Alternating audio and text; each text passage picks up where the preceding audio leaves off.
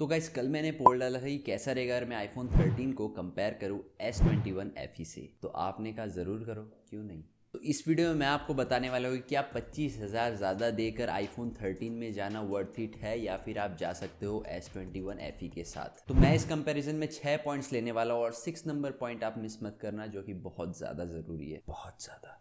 तो सबसे पहले बात करते हैं हम इसके डिज़ाइन की। दोस्तों इसमें हमें प्लास्टिक बैग देखने को मिल जाता है, यानी कि पॉलीकार्बोनेट बैग इसमें दिया गया। तो पॉलीकार्बोनेट बैग होने के कारण इसमें फिंगरप्रिंट जो वो इतना ज़्यादा विजिबल नहीं रहता अगर हम इसे आईफोन 13 से कंपेयर करते हैं तो। और वहीं अगर मैं बात करूँ इसके इन हैंड फील की, तो दोस्तों ये फ़ोन जो है वो बहुत ज़्यादा कंफर्टेबल है आईफोन 13 से, क्योंकि आईफोन 13 में हमें शार्प एजेस देखने को मिल जाते हैं तो इतना ज़्यादा कंफर्ट नहीं रहता होल्ड करने पर। और इसके फ्रेम के बारे में बात करें तो यहाँ काफ़ी बढ़िया सा ऐसे ठंडा ठंडा है, तो इसमें हमें मेटल फ्रेम देखने को मिल जाता है। और वहीं आईफोन 13 में भी हमें मेटल फ्रेम देखने को मिलता है, साथ ही पीछे की तरफ हमें मिलता है एक ग्लास बैक, और इसके कारण उसमें फिंगरप्रिंट बहुत ज़्यादा विजिबल रहता है। लेकिन दोस्तों ओवरऑल में प्रीमियमनेस के बारे में बात करूँ तो आईफोन 13 इसमें क्लियरली विनर है, क्योंकि सैमसंग का जो डिज़ाइन है वो काफ़ी एवरेज सा डिज़ाइन है, जैसा कि हमें नॉर्मल स्मार्टफोन्स में देखने को मिल जाते हैं। लेकिन आईफोन 13 का जो डिज़ाइन है वो कम्प्लीटली अलग है, जिससे वो अलग से स्टैंड आउट करता है बाकी स्मार्टफोन्स के साथ। साथ में एप्पल का लोगो तो रहता ही है। तो चलिए अब हम बात करते हैं इनके डिस्प्ले के बारे में। तो S21 FE आता है 6.4 इंच गोरिल्ला ग्लास विक्टर्स के साथ ही 120 हर्ट्ज डिस्प्ले। और वहीं मैं बात करूँ आईफोन 13 के बारे में, तो ये आता है 6.1 inch super retina XDR display के साथ और 60 हर्ट्ज। अच्छा नहीं लगा ना मुझे भी। और दोस्तों वहीं मैं बात करूँ इनके पीक ब्राइटनेस के बारे में, दोस्तों दोनों ही स्मार्टफोन्स पे हमें 1200 नीट्स की पीक ब्राइटनेस देखने को मिल जाती है। लेकिन ओवरऑल जो आंखों को लुभाने वाला जो कलर होता है ना, वो कलर प्रोड्यूस करता है भाई सैमसंग S21 FE। इसका जो डिस्प्ले है वो काफ़ी क्रिस्प एंड कलरफुल है, जिससे देखने को काफ़ी ज़्यादा बढ़िया लगता है। और साथ ही जो अगर हम कोई सा वीडियो देखते हैं या फिर कोई सा मूवी देखते हैं, उसे एंजॉय करने में बहुत ज़्यादा ही मज़ा आता है। लेकिन आईफोन 13 भी इस मामले में कम नहीं है। आईफोन 13 में भी हमें डोल्बी विजन का सपोर्ट देखने को मिल जाता है, साथ ही स्टीरियो स्पीकर्स। तो भाई एंटरटेनमेंट के मामले में दोनों ही स्मार्टफोन काफ़ी ज़्यादा सही रहने वाले हैं। और हाँ, S21 FE भी आता है स्टीरियो स्पीकर्स के साथ, लेकिन जो इनका डिस्ट्रीब्यूशन है ईयरपीस और मेन स्पीकर से, वो इतना ज़्यादा बैलेंस्ड नहीं है जितना बैलेंस्ड आईफोन 13 में हमें देखने को मिल जाता है। और स्पेशली मैं बात करूँ इसके साउंड क्वालिटी की, आईफोन 13 का स्पीकर जो बहुत ज़्यादा बेटर है, इसमें बेस भी काफ़ी ज़्यादा सही देखने को मिल जाता है कंपैरेटिवली। और दोस्तों आईफोन 13 में हमें सिरेमिक शील्ड देखने को मिलता है, जो कि काफ़ी ज़्यादा मजबूत है। लेकिन अगर मैं कंपेयर करता हूँ S21 FE से, आईफोन 13 में बहुत जल्दी स्क्रैचेस लग जाते हैं और S21 FE में इतना जल्दी स्क्रैच नहीं लगता। लेकिन मैं आपको रेकमेंड करता हूँ, आप जो भी स्मार्टफोन ले उन दोनों ही स्मार्टफोन में आप हो सके तो एक टेम्पर्ड ग्लास लगा लेना। और टेम्पर्ड ग्लास से मेरा मतलब ये नहीं है कि आप स्पाइजन के साथ जाओ या फिर दूसरे बढ़िया महंगे ब्रांड के साथ जाओ। आप नॉर्मली 150-200 वाले जो टेम्पर्ड ग्लास आते हैं उसके साथ जा सकते हो, वो भी काफ़ी बढ़िया काम करते हैं। दोस्तों अब मैं बात करता हूँ इनके बायोमेट्रिक्स के बारे में। दोस्तों फेस आईडी के बारे में मैं बात करूँ तो दोनों ही स्मार्टफोन में हमें फेस आईडी का सपोर्ट देखने को मिल जाता है। लेकिन इसमें सैमसंग के साथ अगर आप जाते हो तो आपको एक एडवांटेज देखने को मिल जाएगा, वो है फिंगरप्रिंट का। आईफोन 13 में हमें फिंगरप्रिंट सेंसर देखने को नहीं मिलता, क्योंकि आईफोन 13 चाहता है हम अंगूठा छाप ना बने।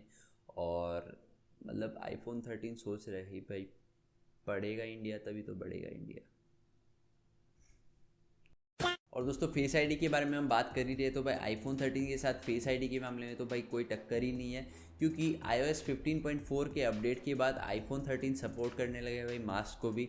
अगर आप मास्क पहनते तो आपको मास्क बार बार नीचे करने की ज़रूरत नहीं है, वो वैसे ही आपका फ़ोन जो है अनलॉक कर देगा। और वहीं S21 FE में अगर मैं मास्क पहनकर इसे अनलॉक करना चाहता हूँ तो भाई अनलॉक नहीं होता, उसके लिए आपको मास्क नीचे करना ही पड़ेगा। बट हाँ, मास्क इतना ज़्यादा मेरे लिए तो इम्पॉर्टेंट नहीं है, फिंगरप्रिंट होना मेरे लिए ज़्यादा कन्वीनियंट रहता है, क्योंकि अब मास्क का जो ट्रेंड है वो धीरे धीरे कम होता जा ही रहा है, जैसा कि आप भी जानते हो। मतलब ट्रेंड नहीं था ये, वही ट्रेंड तो ये था जब सब अपनी DP में लगाते थे। तो नेक्स्ट पॉइंट पे जाने से पहले मैं आपको बताना चाहूँगा कि आप इस चैनल को सब्सक्राइब भी कर सकते हो, पता है आपको, करके देखो मज़ा आएगा। तो अब हम बात करते हैं इनके परफॉर्मेंस के बारे में। तो S21 FE आता है Exynos 2100 फ्लैगशिप ग्रेड प्रोसेसर के साथ। और दोस्तों साथ ही मैं बात करूँ Exynos 2100 में कई सारे कंप्लेंट्स थे कि भाई इसमें हीटिंग इश्यूज ज़्यादा रहते हैं। तो भाई मैंने इसे ट्राई भी किया और हाँ, मैंने रिव्यू चेक कर ये फ़ोन परचेज़ किया था। तो भाई जो हीटिंग इशू है या फिर थ्रॉटलिंग इशू है वो काफ़ी हद तक इम्प्रूव किया गया, और मैंने भी इसे खुद टेस्ट कर देखा तो मुझे इतना ज़्यादा इशू देखने को नहीं मिला। और दोस्तों वहीं आईफोन 13 के बारे में बात करें तो ये आता है A15 बायोनिक चिप के साथ साथ अब दोस्तों मैं आपको क्लियरली बता देता हूँ, Exynos 2100 जो प्रोसेसर है, अगर मैं इसे A15 बायोनिक चिप से कंपेयर करूँ, ये A15 बायोनिक चिप बहुत ही ऊपर लेवल का प्रोसेसर है। तो इस प्रोसेसर के साथ तो भाई आप इजीली 3 से 4 साल तो आराम से चला सकते हो। लेकिन Exynos 2100 जो प्रोसेसर है वो इतना ज़्यादा लॉन्ग लास्टिंग प्रोसेसर नहीं है। लॉन्ग लास्टिंग मतलब फ़ोन तो आपका चलता रहेगा, लेकिन जो अपडेट्स आते हैं या फिर नए नए गेम्स आते हैं वो हो सकता है इतना ज़्यादा स्मूथली ना चले। और दोस्तों वहीं मैं बात करूँ इन दोनों के गेमिंग परफॉर्मेंस के बारे में, तो iPhone 13 का जो परफॉर्मेंस है वो काफ़ी ज़्यादा सही है। मतलब दोनों ही फ़ोन्स पे आप मैक्स सेटिंग्स में खेल सकते हो, लेकिन हीटिंग इश्यूज़ का जो प्रॉब्लम है वो काफ़ी इंप्रूव किया गया है सैमसंग में, नो डाउट। लेकिन हीटिंग बहुत जल्दी हो जाता है कंपैरेटिवली, मैं कंपैरेटिवली बोल रहा हूँ iPhone 13 के साथ। S21 FE थोड़ा जल्दी हीट होने लग जाता है। तो अब हम बात करते हैं इनके बैटरी परफॉर्मेंस की। तो दोस्तों iPhone तो क्लियरली बताता नहीं कि भाई कितना mAh का बैटरी इसमें देखने को मिलने वाला है, लेकिन Samsung S21 FE में 4500 mAh की बैटरी देखने को मिल जाती है, जो कि लास्ट करता है ऑलमोस्ट आपका पूरा दिन आराम से निकल जाएगा अगर आप नॉर्मल यूसेज करते हो। लेकिन अगर आप थोड़ा बहुत गेमिंग भी करते हो तो आपको 6 से 7 घंटे या फिर 6 से 8 घंटे के आसपास का बैटरी बैकअप देखने को मिल जाएगा। वो डिपेंड करता है आप कितना गेमिंग करते हो। अगर आप दिन में सपोज 3 से 4 घंटा ही गेमिंग करते हो तब तो भाई इतना ज़्यादा लास्टिंग नहीं करने वाला।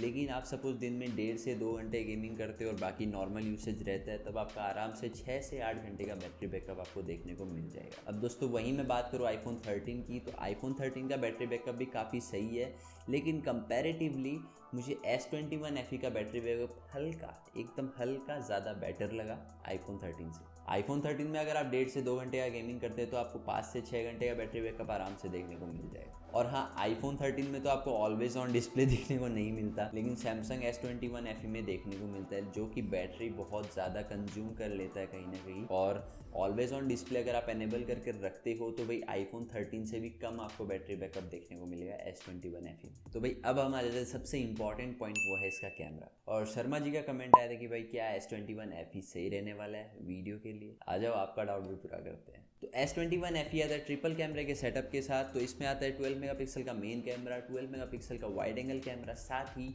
Telephoto camera.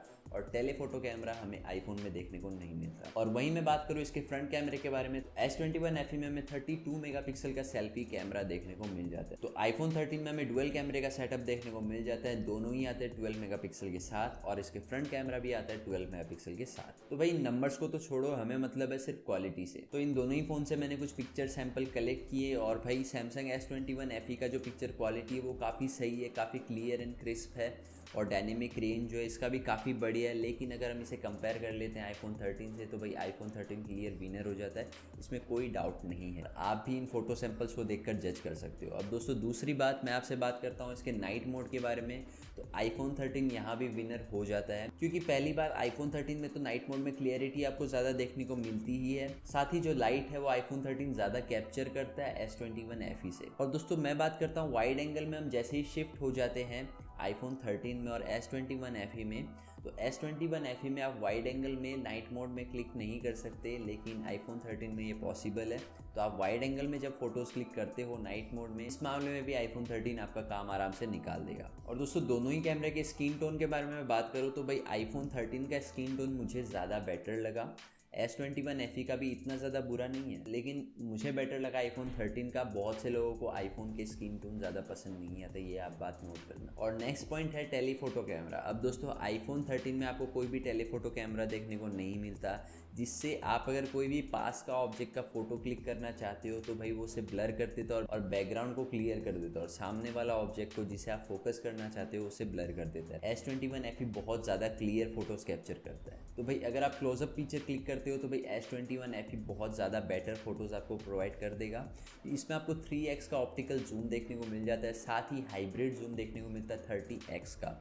लेकिन 30x वेस्ट है, गार्बेज है, कोई मतलब नहीं है, क्योंकि डिटेलिंग बहुत ज़्यादा ही कमा देती है और कुछ मतलब नहीं है उसका। दोस्तों अब मैं बात करता हूँ इनके पोर्ट्रेट्स के बारे में। तो दोस्तों iPhone 13 का जो एज डिटेक्शन है वो टॉप लेवल का है।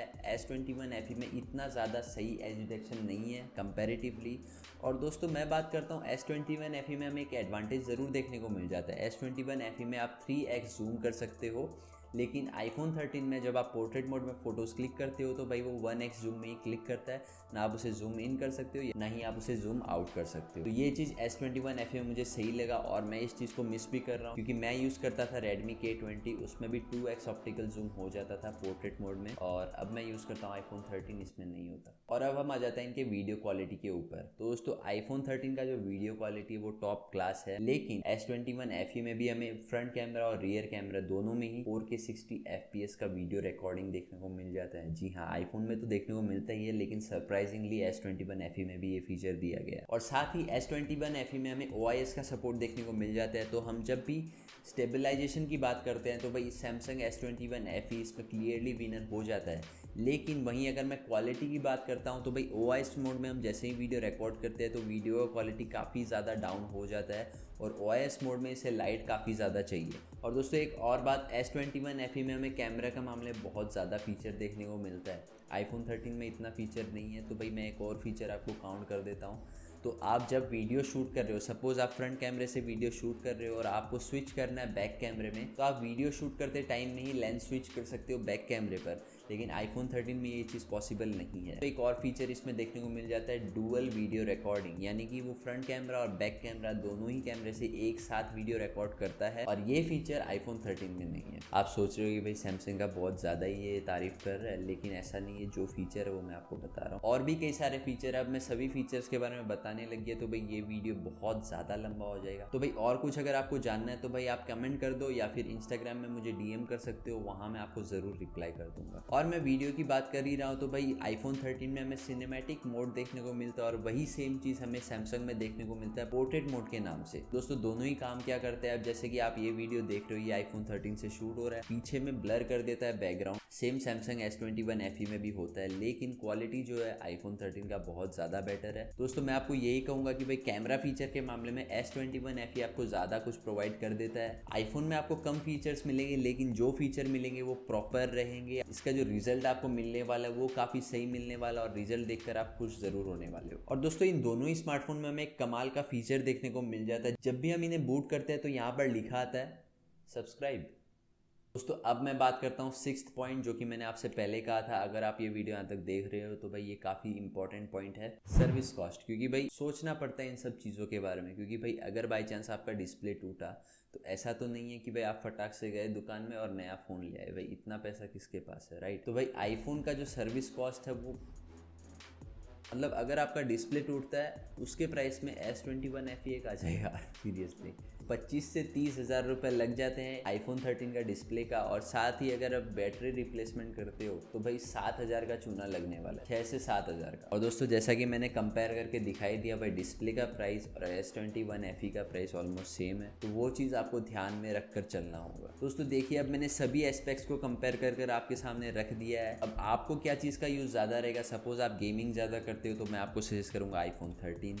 सपोज़ आपको कैमरा का फीचर ज़्यादा चाहिए तो S21 FE, लेकिन अगर आपको कैमरे का क्वालिटी ज़्यादा चाहिए तो iPhone 13। और बैटरी बैकअप के बारे में बात करूँ तो S21 FE में हमें का ज़्यादा बैटरी बैकअप देखने को मिल जाता है। दोस्तों इन सभी एस्पेक्ट्स को लेकर आपको सोचना होगा, क्योंकि सबका यूसेज अलग अलग रहता है। मेरा यूज़ अलग है, आपका यूज़ अलग है। दोस्तों अब बात आ जाती है क्या आप 25,000 ज़्यादा पे कर सकते हो iPhone 13 के लिए। दोस्तों मेरे हिसाब से, मैं अपने यूसेज के हिसाब से बता सकता हूँ, आप पे कर सकते हो, क्योंकि भाई iPhone 13 जो वो काफ़ी ज़्यादा स्टेबल एक स्मार्टफोन है। क्योंकि एंड्रॉयड के जो स्मार्टफोन होते हैं उसे आप 2 साल या 2.5 साल आप मैक्सिमम यूज़ करो, तो उससे ज़्यादा आप एंड्रॉयड फ़ोन को नहीं खिसका सकते। लेकिन iPhone 13 को आप अगर ढंग से यूज़ करते हो 3 से 4 साल आराम से चल जाए। और सॉफ्टवेयर अपडेट्स जो होते हैं iPhone 13 में काफ़ी प्रोमिनेंट है, काफ़ी सही है। और आप देखते होंगे भाई एंड्रॉयड में जब भी कुछ सॉफ्टवेयर अपडेट आता है, कई बार कैमरा क्वालिटी डाउन हो गया या फिर कुछ भी अलग अलग बग्स देखने को मिलते हैं। iPhone 13 में ये चीज़ देखने को नहीं मिलता। तो भाई software stability plus long lasting iPhone 13 ज़्यादा रहने वाला है। होपफुली ये वीडियो आपके लिए हेल्पफुल रहा होगा। अगर ये हेल्पफुल रहा तो भाई सब्सक्राइब कर दो,